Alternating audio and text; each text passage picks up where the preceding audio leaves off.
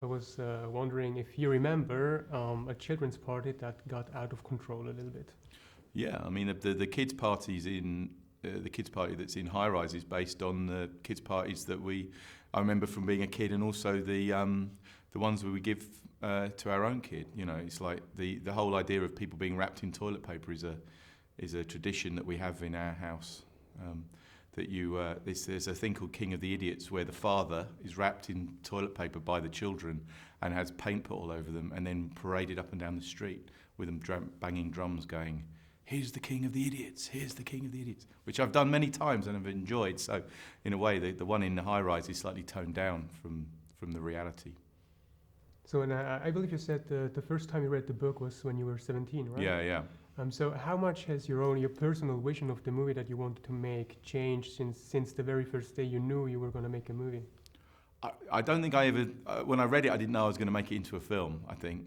I wasn't that kind of having such a strong vision of the future that I'd be a film director. But I think that my relationship with the book has changed over time, definitely, you know, and also my own perception of what the book is. You know, when I reread it before we made the movie, my perception was that the book was about kind of working class people on the bottom and upper class people on the top, and it was like Metropolis or something, you know, and they would overthrow them, and that's not what the book is at all. You know, it's very different from that. It's more subtle, and it's about the lower middle classes versus the upper classes, rather than, you know, the working man being kind of oppressed and then fighting back. So, but also I find that the book itself is. Even if I wasn't reading Ballad at the time, I could feel it in all sorts of other medium and culture, you know, and it's something that's always kind of there. And then obviously the other thing about Ballad is that the stuff that you know, he predicts lots of stuff, you know. So you in the 70s he's already predicting people using YouTube and phone and doing selfies and all this kind of stuff, and doing homemade porn and that. So yeah, I think it's that's what's always keeps him fresh and relevant. And how different would the movie have been if you would have, you know, kind of introduced all that social media stuff in the movie? Because the movie itself feels so tight and really isolated. And yeah. Now in these days, the world is all open to everyone. Kind of. Yeah, the phone is the mobile phone, and the ability to film stuff and to put it on the internet or onto the cloud or live broadcast stuff is interesting, isn't it? And it kind of has changed everything. The film itself, the story would have been very, very different indeed. You know, every element of it they'd all filmed everything, wouldn't they? And they'd have put everything online. And that's kind of one of the reasons we said it in the past, to stop that happening. But the phone, you know, mobile phones affect cinema in a different way than they kind of affect real life. You know, so the thriller or anything with someone in danger is completely screwed by the mobile phone in movies, because you go, why don't they just pick it up and phone someone and get help? But then when you look at the reality of crime, people are still getting killed everywhere, so the phone isn't really helping that much, you know. So, you know, it's horses for courses. Yeah. So speaking of that and of filming, Richard, the character of Luke Evans, he films to kind of show them what's happening in there. And we have many documentary filmmakers these days, like Michael Moore or even Alan Gore, who try to warn people with their documentaries or just to show what's going on. Do you believe that documentaries can really, you know, affect people on how, you know, to change their opinions on something or so? Because in many cases, I feel like that people say when they're watching a documentary, okay, we got to do something, but in the end, then it remains loose words, kind of. Yeah, it depends what the documentary is. There's been plenty of documentaries that have changed stuff. I mean, I suppose it's not a documentary, but Kathy Come Home, the drama documentary style thing that Ken Loach did, totally changed how people looked at that issue. It depends on the will of people and how clear cut it is, I guess. If it's an expose that just shows that there's no argument about something and this was wrong and this has to be done, then it will work. And if it isn't, then there'll be debate. I mean, I think the problem with documentaries is that they can be slightly disingenuous. Anybody who knows how to edit, who's ever edited anything, knows how, you know, 2 frames this way or 2 frames that way can make someone look like they're telling the truth or lying, you know, or completely change a story. So it's a difficult medium, I think. What I really liked about the movie were the visuals in combination with the music.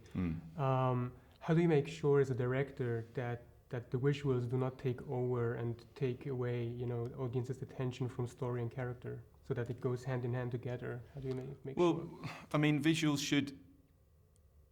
When you're thinking about a movie and you're trying to visualize it in your head as a director, you're trying to find a shorthand visual way of saying the themes of the film all the time, and that's what it's always. You're trying to boil that down in as much as you can, and like a film is like a kind of a matrix of ways of delivering information. Now you deliver information through the dialogue, through the actors' faces, through the editing, through the music, and the job of the director is to manipulate all those things to make sure that the information is dripped out and given to the audience in the right order. So I would never have a problem where I go, oh, the visuals are too strong or whatever, because everything is being considered at the same time. Whether or not it works is something else, but that's always the intention. And from a psychological point, the movie is very, very heavy sometimes, but there's the black comedy in it that kind of... do you believe the movie would have been too heavy if it would have been death serious? I think all the films that I've made have always had humour in them, and I think that life is funny, and films that are just miserable are not realistic. And I think that part of the realism of humans and the humanity of humans is that they can always find something to laugh about in the worst situations, And but also it's like, again, talking about the matrix of delivering information, that you also of managing tone, and that sometimes that that to bring the audience with you, you've got to, you can brutalise them, and then you have to, encourage them and give them something back. Otherwise, they'll back away from what you're trying to say, and too much horror and misery can just. Well, it basically it lessens the effect of that tactic, If you do it too many times, it's like, trying to shock someone by going boo. The first time it works. The second time, if you do it straight away afterwards, it's less of effect. The third time, it doesn't work at all. So you have to find ways of taking them out of that mode and putting them into another mode, and comedy is one of those. Now, something you said before, that Ballard was very good in predicting how the world is going to be today. If you would predict how the world is going to look like in 30 years, what's your prediction on that? I don't know. I mean, the thing that I'm most... how you would find out what it's going to look like is go to Xerox PARC and see what they're developing now, And that's, was it Steve Jobs and Bill Gates went down there in the 70s and saw the computers, people operating computers with mice and kind of having things, and then it's completely dominated our culture for years and years and years afterwards. So I think whatever they're developing there now, that's what's going to be all over the place in the future. Last I heard, it was like paper that was like a TV screen or something like that. So there could be a potential horrific future where everything is covered in animated moving surfaces. And, what would that be like? But it's kind of, it's that thing of, everything to me, in my life, everything seems to be, there's two streams of it. There's one thing that everything is exactly the same, always. And then there's the other thing where things are so spectacularly different, there's no way of even kind of trying to imagine it. So the idea of the internet when I was a kid, it's like so space age and so enormous that I couldn't even predict that. But at the same time, we're dealing with the same bullshit kind of economic crashes and problems with people not getting on together and wars and stuff, which have been going on since the dawn of time. So it's exactly the same and completely different is the future.